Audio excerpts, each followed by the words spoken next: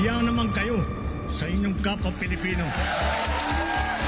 Binastos pa nila ako. But the law and what Pakinggan ng proceeds of the illegal drug trade ng Duterte. The law enforcement, the highest law enforcement official being head of PNP. Yeah. Now you're hiding this scoundrel, this fugitive. Ako nakikitang mali. Wala talaga. Kasi gano'n ginagawa ng tatay ko, ng kapatid ko, ng kaibigan ko.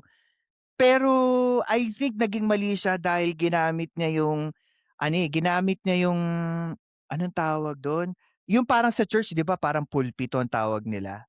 Na because you have the authority, parang gano'n. Doon siya nagkamali, tapos, yes, tapos pinangalanan niya pa. And I think, ang una kong question po sa inyo, Kainaro, no? Bilang lalaki muna, bilang lalaki, do you think this is not a good start to talk about your personal opinion in a public space sa ginawa ni Congressman Suntay? Referring to women. Yes, Yung, referring to alam mo, women na lang. yung ang una mong sinabi, medyo debatable na kung yan ay sa konteksto ng makabagong panahon. Even yung talk between males, yung pag-uusap ng kapwa lalaki, hindi mo pa rin absoluto na ngayon na masasabi na tama pa rin. Kasi parang may assumption of regularity, no? May assumption of truth, no? Na may karangalan yung mga babaeng pinag-uusapan.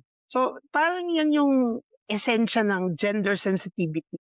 You're sensitive on something that is offending to the other gender. Pero yun, medyo debatable yan in the sense that there must be some sensitivity na meron din. You're not just any other man.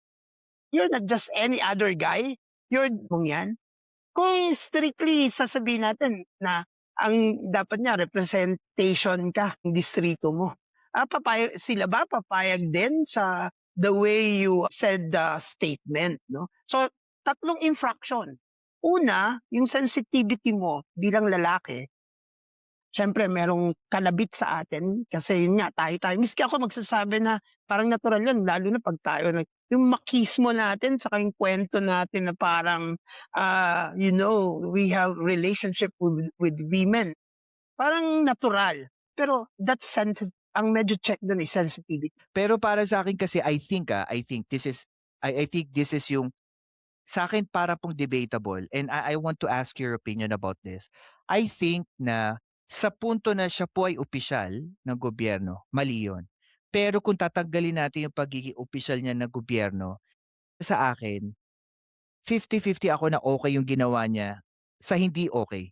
Kasi ano po yun yung pag sa Kongreso, research person, pwede kasi pumatik yun at sa joke kasi hindi naman yun considered as like statement ng isang government official. Niyo po dyan. Ako, babalik ako rin sa issue ng sensitivity. Check din whether tayo naman dalawa nagkakaintindihan. Pero check din on both of us. Pero ang konteksto ng checking ko is the current modern society. Yan, parang assumption yan nung current context ng lipunan mo ngayon na may general na pagtingin na tungkol sa mga kababaihan. There's certain things like general truth o universal truth, yung paggalang, yung karangalan, yung pagkakapantay. General truth yan. Truth yan sa lahat ng panahon, truth sa lahat ng pagkakataon. Tama ay tama, ang mali ay... Itong pamamaraan ng filosofiyang ito ay nagbibigay ng equal kasi ano ba yung karapatan sa sarili kong konteksto at sarili kong kahulugan if we have differences on defining.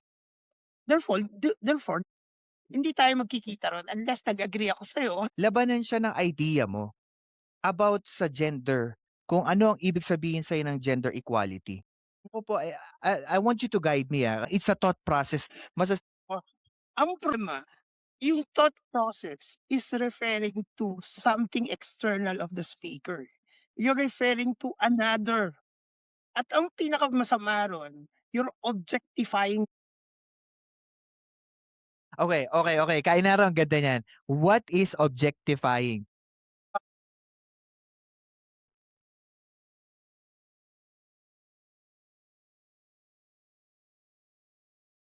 Hmm.